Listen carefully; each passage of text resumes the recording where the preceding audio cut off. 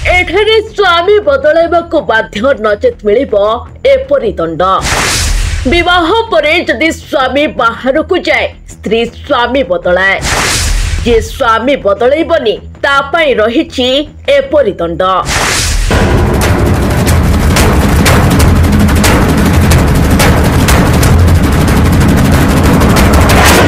क्या एक आमे कहूनु बरम एक एठाकार लोक माने कहती एठी स्वामी न बदलैले दंड मिली थाए, किंतु आपण शुणिथिबे स्वामी थाई अन्य पुरुष को चाहिए पाप होइथाए, हेले एठी स्वामी न बदलैले दंड मिली थाए। तेबे भारत रे ही गाँव रे चली एक भिन्न प्रथा, जो प्रथा को प्रत्येक महिला मानिबा को बाध्य होइथाए। सबुठारु बड़ कथा है एही प्रथा को केही महिला विरोध करंतिनी, बरम राति पाहिले स्वामी बदलै दियंती।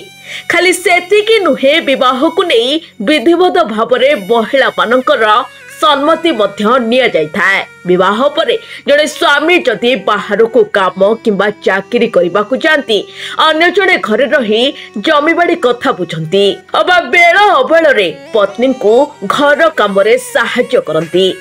तेबे दर्शक बंधु, भारत रे नारी मानक बहुपति ग्रहण अधिकार बा बहुपत्नी ग्रहण को बारण करा जाउथले भी अनेक जगह रे एहा एबे भी देखा जाइथाए। एमिति अनेक स्थान रहिछि जोठी महिला माने एकाधिक पुरुषों को विवाह करिथांती। तेबे आसंतु ए विषय रे टिके नजर पकाइबा। एमाने निजको पांडव मानकर वंशधर बोली भाबंती, तेणु पंचु पांडव पत्नी द्रौपदी को निज आदर्श भावे ग्रहण करी बहुपति प्रथा को एक परंपरा भावरे पीढ़ी पर पीढ़ी एमाने पालन करी आसुंती। संपृक्त समाज रो प्रथा अनुसार साधारणतः गोटे परिवार रो एकाधिक भाई जणे ही पत्नी को विवाह करिथांती। एही प्रथा को एठारे जोड़ीदार बा द्रौपदी प्रथा बोली कहा जाइथाए। सबुठारु बड़ कथा हैला एठाकार महिला मानकर मध्य ए प्रथा को नहीं साधारणतः कौनसी आपत्ति बा अभियोग न थाए, बरम सेमाने एकाधिक पतिंक सह एक सुखमय जीवन यापन करिथांती। ता छड़ा जोड़ीदार प्रथारे रखिबा एक परिवार रे जड़े महिला परिवार निर्विवादीय कर्त्री होइथांती। आउ सबु भाई मिसी पत्नी को घरटू बाहर जाए सबु काम रे साहाय्य करिथांती। तबे दर्शक बंधु, आमे एठारे जो मानकर कथा कहूछु से माने हेले हिमाचल प्रदेश रे बास करुथिबा हाटी संप्रदाय रो लोक। निज घरे प्रस्तुत थिबा उल किंबा मांस बा निज खेत बाड़ी रे अमल होइथिबा फसल इत्यादि को एमाने जीविका पई हाट रे बिक्री करथिबारु परंपरागत भावे एमानंको हाटी बोली कहा जाय थाए। लेही संप्रदाय अंतर्गत जेकोसी गोटे परिवार रे थिबा भाई माने साधारणतः जणे ही पत्नी को विवाह करथांती। आ एही विवाह उभय पक्ष परिवार पक्षरु ही निश्चित होइथाए। विवाह पूर्वरु अवश्य संपृक्त महिला जनको एने अवगत कराई दिया जाइथाए। जो परिवार रे तांकर विवाह हेबाकु जाउछि सेथिरे केते जण भाई अछंती ओ सेमाने कौन करंती। गोटे परिवार रे थिबा एकाधिक भाईक मध्यरु जो भाईक सह पत्नी एक निर्दिष्ट समय रे घर भितरे समय बितै थांती, से भाईक चिन्ह स्वरूप कोठरी बाहरे तांको टोपी रखा जाइथाए। फल अन्य भाई माने जानी पारंती जे सेमानंक पत्नी एबे संपृक्त भाईक पाखरे अछंती ओ सेठाको अन्य माने प्रवेश करंतिनी।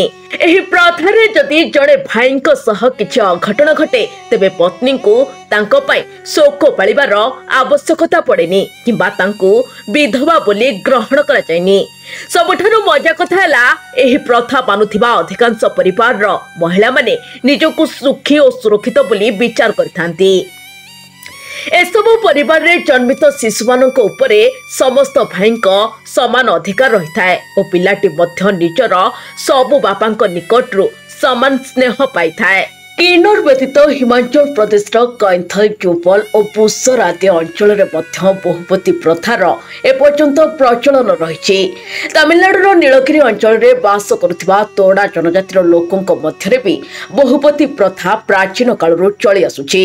एठारे मुख्यतः झील मान संख्या पुओं तुलन में कम होपरी बहर आयोजन करा छड़ा पुरुष मान अधिकार स्वल्प संपत्ति को भाग भाग न कर इच्छा एभली विवाह प्रथा को प्रोत्साहित करिथाए।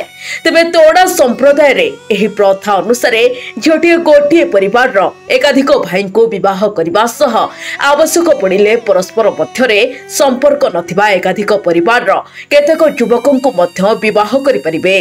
गोटे परिवार रे विवाह होइतिले बहुर प्रथम पिला उपरे बड़ भाईर और द्वितीय पिला उपरे सान भाईर अधिकार साब्यस्त होइथाए। एठाकार महिला माननको एमिति देखिबाकु गले विधिवत भाव में जनक सहित विवाह करने को पड़ी थाए। तेबे बहु समय रे सेही जड़े मात्र महिला को परिवार अन्य भाई माननको सह मध्य शारीरिक संबंध रखिबा को बाध्य करा जाय थाए। आ एथिपई महिला मानकर अनुमति मध्य निया जायनी। तेबे अनुशीलन जना जाउछि जे एही अंचल रे थिबा भीषण लिंगगत वैषम्य ही एठारे एही प्रथा प्रचलन पक्षर मुख्य कारण होइछि। ता छड़ा एही गाँर प्राय समस्त निकट रे अल्प जमी जमा थिबारु सेमाने जमी भाग न करिबा उद्देश्य रे मध्य एपरि करिथांती। Bureau report BNS live.